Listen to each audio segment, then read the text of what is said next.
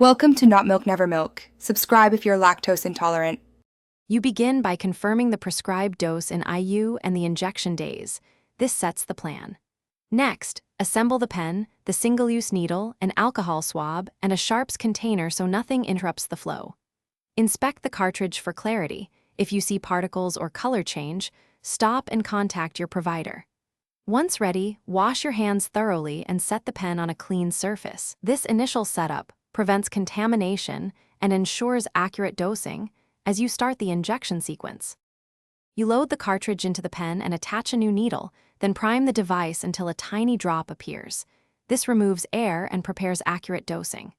Turn the dose selector to match the prescribed IU, double-check the number before injecting.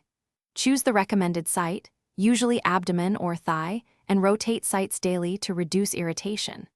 Insert the needle at the angle instructed, press the plunger, and hold for 5 to 10 seconds so the full dose dispenses. Then withdraw smoothly to minimize bleeding or leakage. After injecting, remove and discard the needle into a sharps container and recap the pen if reusable.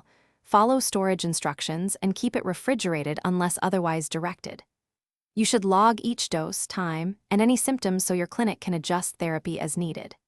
If you notice persistent pain, heavy swelling, fever, shortness of breath, or signs of ovarian hyperstimulation, contact your provider immediately. If the pen malfunctions or dose feels wrong, pause and call your clinic before repeating a dose to avoid overdosing. Thanks for watching. If this was helpful, leave a like and consider subscribing. See you next time.